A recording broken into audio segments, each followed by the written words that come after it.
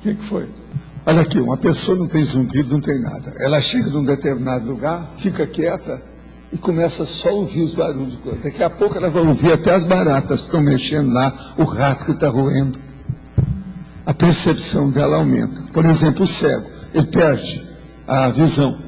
Então ele começa a ter a exacerbação dos outros sentidos. Um processo de uma vibração no ar, ele sente. O cheiro de uma pessoa à distância vai sentir quase igual o cachorro. Está entendendo? Tudo isso se amplia. Então, nós todos temos essa capacidade. A gente tem que lembrar o seguinte, nós tínhamos a sensibilidade do mato. Com a vida no asfalto, a vida moderna, a vida da civilização, essa sensibilidade do mato desaparece. E a gente fica com a insensibilidade do asfalto. Então é essa da cidade que a pessoa não percebe, não vê nada. Por isso que eu falo, sempre é bom a pessoa lembrar que ela tem um corpo humano. Esse corpo, a maior parte dele é água. A água é um processo da natureza. A natureza está em torno da gente. Tudo nosso é de bicho. Nosso corpo é animal. Como é que fica? Então, é bom a gente ter contato com o processo da natureza. Esse é o motivo que eu sempre recomendo, por exemplo, minha casa, ela é envolvida no processo da natureza. Tem gato dentro e cachorro fora. Tem inseto de tudo quanto é lado. Tem árvores frutíferas, árvore de jardim, em torno da casa inteira. Isso é o ideal. Para as pessoas que mexem com energia e que entendem o assunto. Agora, você está sempre em contato com os outros, você nunca está sozinho.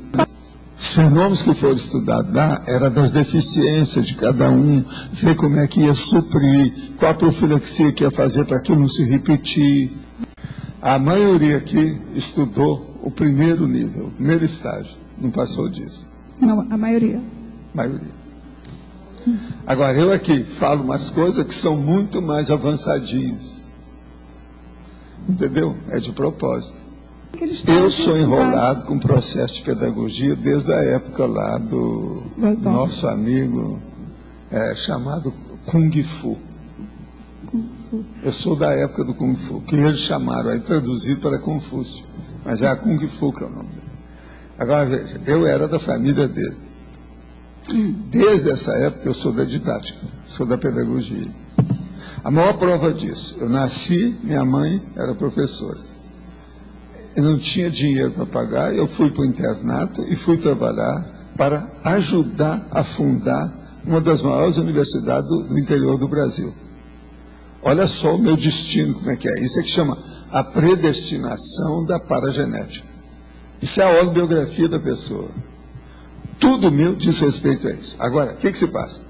Eu ouvi o galo cantar, mas não sabia onde, a primeira vez, em 1100, sobre esse processo que havia uma ideia nessas comunidades mais avançadas para fazer uma reurbanização e que teria que ter um preparatório antes da pessoa rematerializar aquilo numa nova vida. Isso faz exatamente 900 anos que eu fiquei sabendo. Uma outra coisa, eu, extrafisicamente e intrafisicamente, há muitas vidas, isso eu aprendi desde a época lá da China. Eu sempre quero saber quais são as perquisições ou preocupações ou interesses nas comunidades mais avançadas da evolução. Eu sempre quero saber o que é, pelo menos saber. O que eles estão mexendo? Porque às vezes eu estou fazendo um trabalho aqui que lá na frente aquilo não vai ter mais nada, nenhum valor. Agora, por exemplo, na questão didática da interassistencialidade, isso não muda. Isso pega todo mundo. Então, o problema nosso aí é esse. Agora aqui, ó, o que é que eu falei aqui com a questão do tertuliário? Que eu ia aumentar o nível de comunicação das ideias dos cursos permissivos cada vez mais. Outra coisa, eu estou trazendo isso de grão em grão, com segmento, fragmentariamente, de uma maneira apostilhada, tudo de propósito, para não criar problema. Porque, se por exemplo, quando a gente fundou o Instituto, se eu começasse com essas ideias todas, o povo ia tirar tudo, que eu era doido. A tendência da maioria aí, mesmo que já estudou dentro da área de parapsiquismo, é exagerar o processo por problemas emocionais. Eu sei como é. Então, esse, você sabe, aqueles fenômenos de animismo, os processos todos, a confusão que tem entre animismo e parapsiquismo, o problema da pessoa e que é de fora, e o exagero entre a fantasia, a imaginação e a realidade do mental soma. Isso é uma das piores coisas que tem. É isso que eu estou trabalhando. A minha vida nessa vida agora é dedicada ao problema de clarificar o mental soma. Foi por isso que eu não fiquei no espiritismo, porque lá eles não admitem o mental soma. São as bobocas, ficam só no processo de perispírita que não resolve nada. Agora, nessa questão de fenômeno, a gente tem que falar, primeiro, desancar com o fenômeno, que ele é secundário. Fenômeno é uma muleta, não interessa. Mas interessa muito porque você tem que conhecer, porque tudo aqui nessa dimensão é um processo fenomênico de base material, praticamente aí de carbono, de água. É um processo material. Então a gente tem que separar uma coisa da outra. Agora, todo mundo que vem trabalhar com isso, se fica apenas na superfície, acaba perdendo tempo também com o tempo. É o caso, por exemplo, do Freud. Ele rodou e ficou muito siderado com o processo de sexo. Ali tinha muita coisa que ele podia ter aumentado. Uma catarse, por exemplo, da psicanálise, poderia ter estudado a vida anterior. Ele que andou estudando aquela bobajada toda com um monte de troço de mito, por que é que não entrou, por exemplo, no passado para estudar as vidas sucessivas, a coisa mais lógica que tem?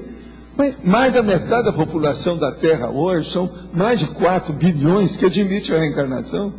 Besteira! Pois é, quer dizer, não se entende. Uma coisa menos temporária, menos efêmera e mais perduradora. Coisa que perdure. Então, veja, a hora que eu começo agora a trabalhar com vocês sobre o mental soma, mexendo nos parafenômenos mais avançados, igual que nós falamos ontem, isso vai perdurar na cabeça de vocês, porque cedo ou tarde vocês vão ter que assumir essa condição. Então isso já vai fazer com que cada um vai pensar mais. É igualzinho o caso, por exemplo, que logo que eu comecei com o Instituto, eu comecei a falar nisso, aí eu resolvi dar os cursos avançados de Conscienciologia. Vocês lembram disso? Eu dava 3, 4 aulas, de tanto em tanto. Eu dei dezenas daqueles cursos até fora do Brasil.